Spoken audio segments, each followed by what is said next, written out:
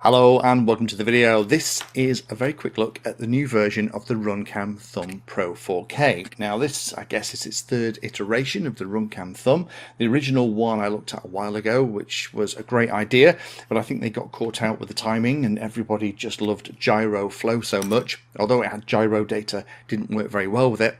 Then they brought the Thumb Pro 4K out, which was an updated version with much better gyro support and also the 4K ability, which you need if you're going to be cropping out the edges of the image to stabilize the thing in gyro flow. And now they've just updated it. So I thought, let me get one in and have a look at what they've actually changed. And having a look at it here, it only really boils down to kind of one major thing, and that is that they have changed the lens. The diagonal field of view now goes up to 155 degrees. It's still the same price as the original one, and the other thing as well is that you are unable to swap the lens covers between this version and the previous version because of the way that the lens works and that extra little bit of field of view. Now I've played with it here and the performance of it is very similar to the previous version. You just get that extra little bit of headway.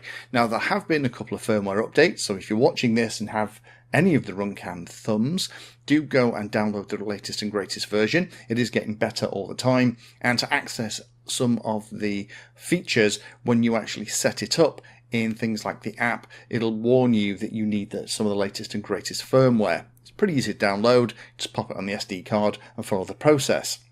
Setting of everything is the same as the previous version. You just do it all by a QR code. Quick double press of the power button will set the LED to be green, and then you just point it at your phone and all the settings are there. 4K 30 frames a second all the way down to much lower resolutions. The lower resolutions will run at a higher frame rate. Nice to see that it also works with gyro flow. Do be aware though, 1.3 of gyro flow that I've been playing with this with, I had to create my own lens profile. The lens profile for the previous version, because the lens is a little bit different, won't work as well. So go through the lens calibration procedure and gyro flow will work great. Only a couple of things to mention here. Although you can put the old ND filters and covers onto the new camera, be aware that if you try and use them, you will get vignetting around the outside, i.e.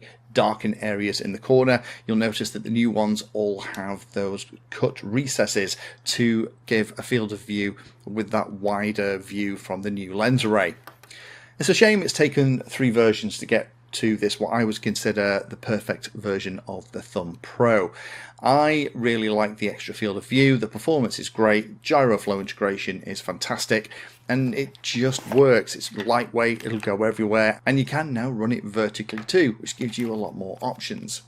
I'm a huge fan of the little RunCam Thumb Pro 4K, both the previous version and this one, but this is a better version for those of us who like to use things like gyro flow to process the video after a flight.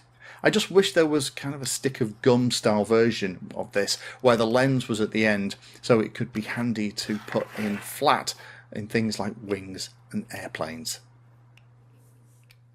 Thank you for spending your time today watching that video. You can find me in all the usual places on social media, and if you're trying to learn about a subject, then check out the playlist. All of my videos are organized into easy to follow playlists that if you're trying to learn a topic will take you from the basics right the way through to some pretty advanced stuff.